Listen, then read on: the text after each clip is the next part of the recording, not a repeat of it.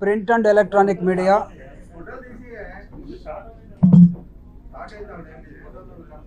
if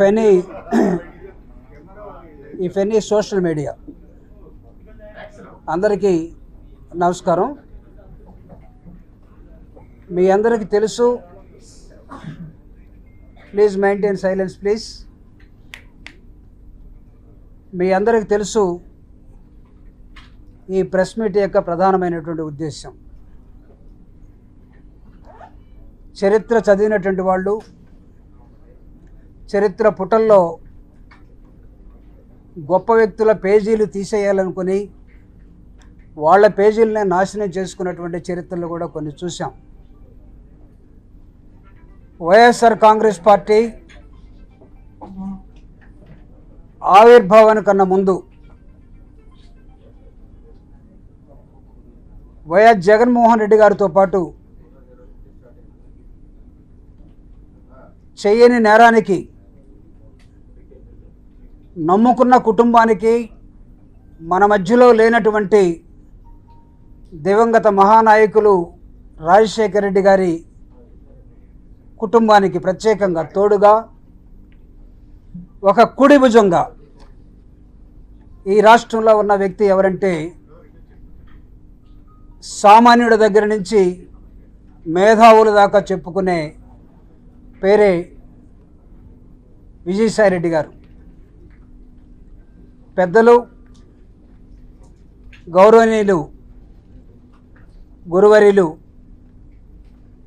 Vijayasai Reddy గారు మిమ్మల్ని అందరిని గురించి ఒక అంశాన్ని స్పష్టంతో పాటు ధైర్యంగా, ఎవడికి అదిరేది లేదు, బెదిరేది లేదు, కమాన్ ఛాలెంజ్, రాష్ట్ర రాజకీయాల్లో ఒక పెను తుఫానుగా వాస్తవాల వైపు ప్రయాణిస్తూ అట్టడుగు వర్గాల అభ్యున్నతిని కోరుకుంటూ వైఎస్ఆర్ కాంగ్రెస్ పార్టీ మేనిఫెస్టోను కూడా పేదలకే అంకితం చేసి ఈరోజు చేదు అనుభవం వచ్చినప్పుడు కూడా పేదల పక్షాన నిలబడాలని, అట్టడుగు వర్గాలని పైకి తీసుకురావాలని 75 సంవత్సరాల రాజ్యాంగ పరిపాలనలో పాలకులు ఫెయిల్ అయ్యారు, కానీ ప్రోగ్రెసివ్గా అంబేద్కర్ ఇచ్చిన రాజ్యాంగం మీద రాజ్యసభలో ప్రమాణ స్వీకారం చేసి ఈ రోజుకి అట్టడుగు వర్గాల కోసం పరితపిస్తున్నటువంటి ఒక నాయకుడి మీద కుట్ర పన్ని కుతంత్రాలతోటి చేసిన పన్నాగం ఏదైతే ఉందో, ఇది ఎక్కడో గాలిముండా కొడుకులు ఏదొస్తే అది రాసే విధంగా,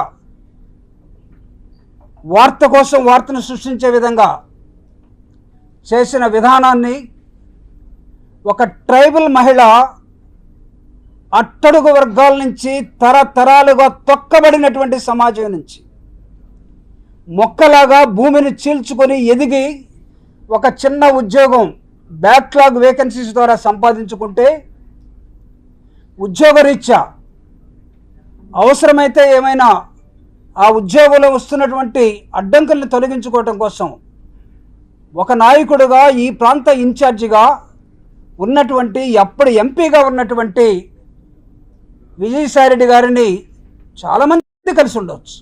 ఒకరేంటి, దానిలో పేదవాళ్ళు ఉంటారు, ఉద్యోగస్తులు ఉంటారు, పెద్దవాళ్ళు ఉంటారు, రకరకాల వ్యక్తులు. He's a public representative. ఒక మహిళకి, ఒక ట్రైబల్ మహిళకి వాళ్ళ కుటుంబంలో ఒక చిన్న సమస్య వస్తే ఆ కుటుంబ సమస్య మీద తన భర్త ఎక్కడో ఒక ఆఫీసులో అతను ఒక రిప్రజెంటేషన్ ఇచ్చుకుంటే దాన్ని పనికి మాలిన మనుషులు ఒక పెద్ద మనిషికి ఆపాదించి మీరు చేయాలన్న కుట్ర సూర్యుడి మీద ఉమ్మేస్తున్నారన్న సంగతిని మర్చిపోవద్దు. నిజం నిద్రలేసే లోపల అబద్ధం ప్రపంచం అంతా తిరిగి వచ్చిందట. అబద్ధానికి సంఖ్యలు వేయబోతున్నాం. అబద్ధాన్ని పాతాళలోకాలకి తొక్కాలనే మా ప్రయత్నం. అలాంటి అబద్ధాలు రాసే వాళ్ళకి ఒక హెచ్చరిక కూడా చేయదలుచుకున్నాం.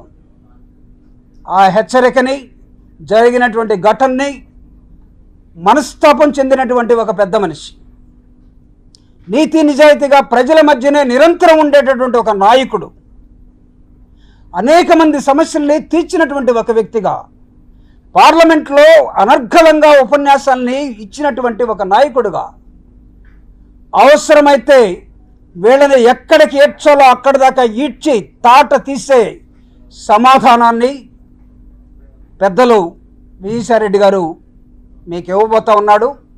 అలిగేషన్ ఏంటి, ఎవడు చేశాడు, ఏం జరిగింది, కూలంకషంగా ఆయన మీ ముందు ఇప్పుడు మాట్లాడబోతున్నారు.